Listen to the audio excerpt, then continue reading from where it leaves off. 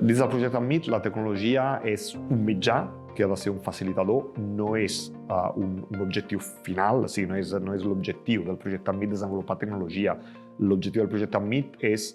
integrar l'atenció social i sanitària i integrar també les persones i els cuidadors a partir dels objectius de les persones ateses, però clar, la tecnologia ha de facilitar aquesta comunicació entre les tres bandes, no? Salut social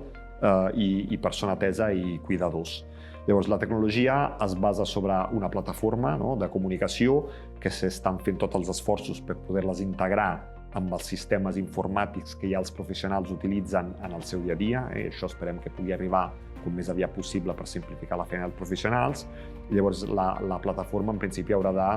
facilitar la comunicació, que es comparteixi la informació, que a tothom estigui clar quins són els objectius vitals de les pròpies persones i el pla de treball que s'ha acordat seguir en aquest cas. I és una tecnologia que també pretén incorporar alguns sensors o directament aportacions de la persona i dels cuidadors i que tot això ajudi una mica a millorar el pla d'atenció, també a poc, d'alguna manera automatitzant la proposta de respostes o d'intervencions mitjançant intel·ligència artificial.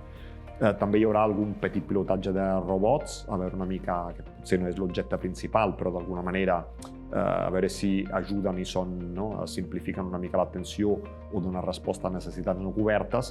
I en general l'aspecte positiu és que tot això ha anat molt de la mà de l'administració, concretament en aquest cas de la part de salut del Servei Català de la Salut, que és qui financia el MIT, i la idea és que com a salut també és una part de la Direcció d'Atenció Integrada social i sanitària, entre el Departament de Salut, Drets Socials i també els ajuntaments, la tecnologia d'Enmig, si funciona, si demostra benefici, és ben acceptada per part dels professionals i de les persones usuàries, en principi podria ser, segons el que diuen, un embrió d'alguna manera, una plataforma d'atenció integrada que es podria escalar en altres territoris i es podria utilitzar fins i tot en clau país Catalunya.